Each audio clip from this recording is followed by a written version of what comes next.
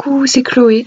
Je suis désolée pour la lumière, j'ai pas une super lumière et c'est l'hiver donc je peux pas avoir la belle lumière du soleil.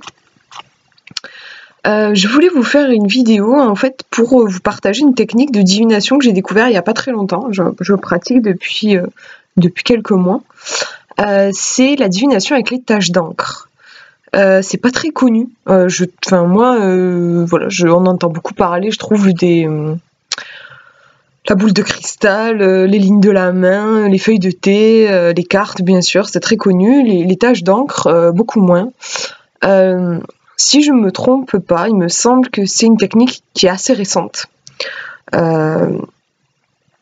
Surtout comparé à des techniques en divination, il y en a qui sont très très anciennes. Là, c'est assez récent. Les taches d'encre, bien sûr, en fait, ça fait penser au test de Rorschach, donc qui est utilisé en psychanalyse. En fait, c'est un peu la même idée. Enfin, ça va se présenter de la même manière. Alors, en fait, vous allez prendre une feuille de papier, vous allez vous concentrer et réfléchir au sujet qui vous préoccupe. Pour bien ancrer, c'est pas mal de l'écrire. Vous l'écrivez en haut à gauche de votre feuille de papier. Et ensuite, vous prenez, alors l'encre, vous pouvez utiliser l'encre que vous voulez. Si vous préférez l'encre de Chine qui est plus jolie, vous pouvez prendre de l'encre de Chine. Si jamais vous en avez pas, vous pouvez prendre des cartouches de stylo plume. Vous enlevez la bille et puis vous pressez, ça va faire des taches. Vous les répartissez sur la feuille. Le nombre que vous voulez, vous faites le nombre de taches d'encre que vous voulez, vous laissez couler l'encre comme vous le sentez. Et quand vous sentez que c'est bon, vous pliez la feuille en deux. Et vous la repliez encore. Après, c'est vrai que, faut pas prendre un papier qui soit trop fin, sinon vous risquez de faire des taches. Pour le moment, je suis encore en expérimentation, j'arrive pas à trouver le bon papier. Donc en fait, moi, ce que je fais, c'est que je mets une espèce de bâche, pour éviter de tacher la table. Après, j'avoue, je m'en mets un peu sur les mains, mais bon, moi, ça me plaît ce contact-là aussi avec la matière. Voilà, mais c'est comme vous le sentez. Si vous voulez faire avec un papier plus épais, genre canson peut-être, vous pouvez. Et ensuite, donc, vous ouvrez, vous allez avoir une tache. Donc, c'est aussi là que je dis que ça ressemble au test de Rorschach. Sauf que ça va pas être utilisé de la même manière. Après, le test de Rorschach, je connais pas plus que ça. J'ai pas fait d'études de psychologie, donc je sais pas comment ça s'analyse. Mais bon, en tout cas, je sais que c'est pour essayer de détecter éventuellement des troubles psychologiques ou pour mieux comprendre la personnalité de la personne. Là, c'est pas ça, c'est pas dans un but psychologique, mais dans un but divinatoire, donc pour répondre à une question. Donc vous allez avoir votre question toujours écrite, et en fait, vous allez vous plonger dans la tache d'encre, l'observer sous toutes les coutures, donc ça peut prendre un peu de temps, il faut avoir du temps devant soi. Et vous prenez un crayon et vous notez, alors moi je note sur la feuille en fait, mais vous pouvez noter là où vous voulez. Tout ce qui vous vient. Donc par exemple, ça c'est super important aussi, la première impression quand vous ouvrez. Moi j'ai des émotions qui me viennent, par exemple de la peur, du dégoût, ou au contraire de la paix, un bonheur. Ça c'est super important, ça va donner en fait le ton à votre tirage, à votre voyance, parce que ça peut paraître bizarre, mais je vous promets que moi j'ai des réactions émotionnelles, parce qu'il y a des tâches des fois qui peuvent être assez laides en fait, et qui ont on peut avoir une réaction de recul, et d'autres fois des tâches qui paraissent harmonieuses. Quand je dis laide, par exemple, je sais pas, soit carrément elles sont moches, je sais pas comment dire, elles partent un peu dans tous les sens et c'est disgracieux, ou alors elles peuvent avoir une apparence monstrueuse, des choses qui font peur, et là forcément ça plaît pas. Et ça c'est super important. J'ai remarqué la première impression. Ensuite vous notez tout ce qui vous vient. Si vous avez l'impression de voir, moi je vois beaucoup d'animaux, mais ça peut être autre chose. Ça peut être un arbre, ça peut être une action, vous avez l'impression que quelqu'un qui est en train, j'en sais rien, se laver les mains, vous notez tout sans bloquer, sans intellectualiser. Donc c'est bien, je pense, de noter ce que vous voyez et après aussi l'impression générale de la tâche. Donc comme je vous disais, les émotions, mais aussi est-ce que la tâche, elle prend toute la feuille? Est-ce qu'elle est... ou est-ce qu'au contraire, elle est juste dans un coin? Est-ce qu'elle elle est épaisse? Est-ce qu'il y a beaucoup d'encre concentrée ou est-ce que au contraire c'est plutôt dilué? Est-ce qu'il y a des petits impacts? Est-ce que les contours sont flous? En fait, notez tout ça. Est-ce qu'il y a une impression de lourdeur? Est-ce qu'il y a une impression de légèreté? Est-ce que vous avez l'impression que la tâche va dans un certain sens? Il peut y avoir vraiment des impressions de mouvement aussi.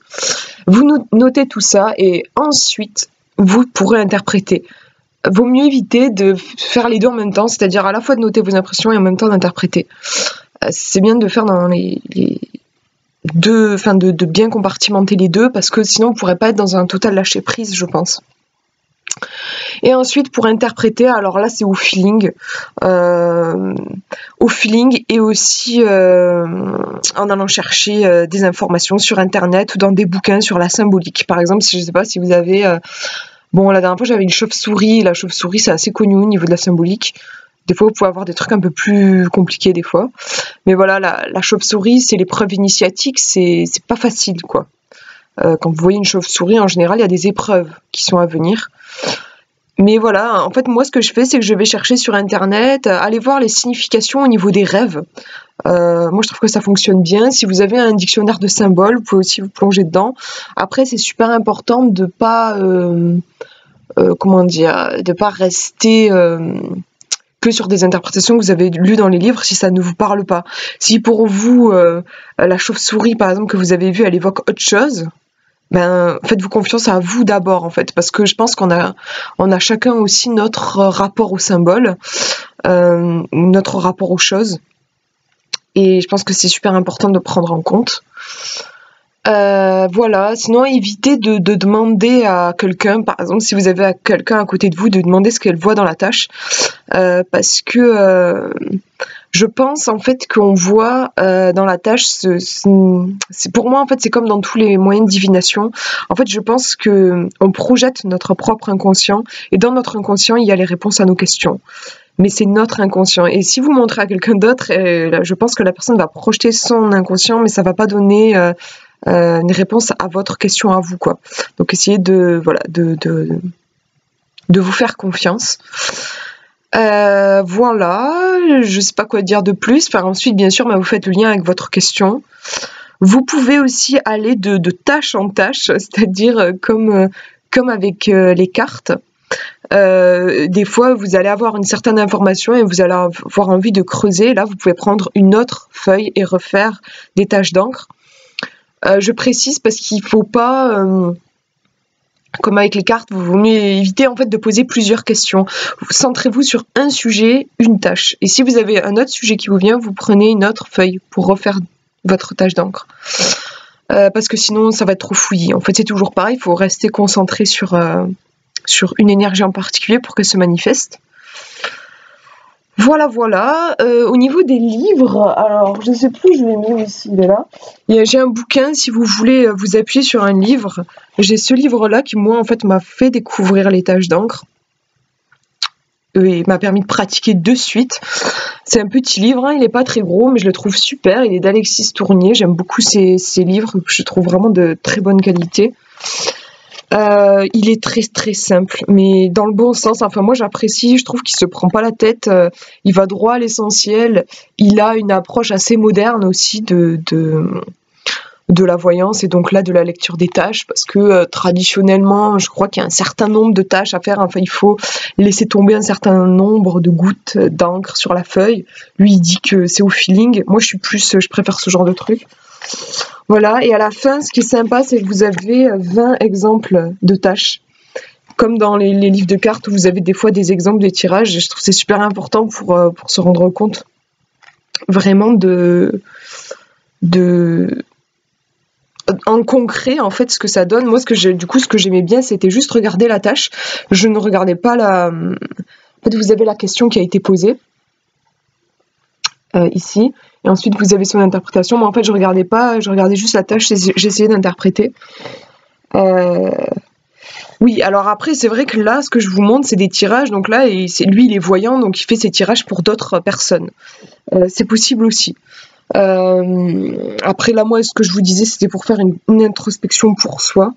Après, je pense que oui, c'est quelque chose qu'on peut faire pour les autres.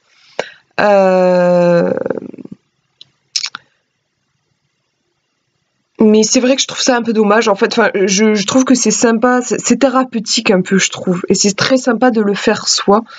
En plus, enfin, voilà, vous voyez, c'est pas compliqué, il n'y a pas besoin de beaucoup de choses. Il faut juste un papier et de l'encre. Et je trouve que c'est un peu dommage de demander à quelqu'un d'autre de le faire pour soi.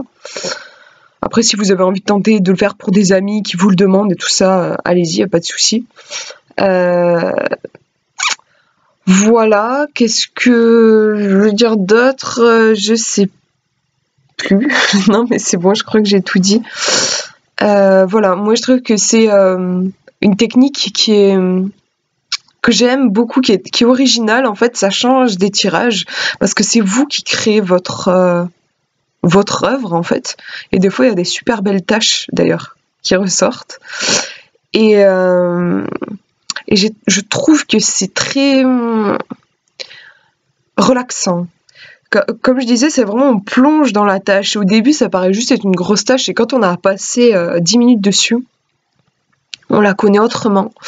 On connaît je sais pas, on va dans des détails que sur le coup on n'avait pas vu. Enfin, c'est très c'est relaxant, je trouve, comme expérience. Et donc, soyez attentifs à ce que vous ressentez, ça c'est super important. Voilà. Et ben, je crois que c'est bon, je vous ai tout dit. Ben voilà, je vous fais de gros bisous et puis je vous dis à une prochaine.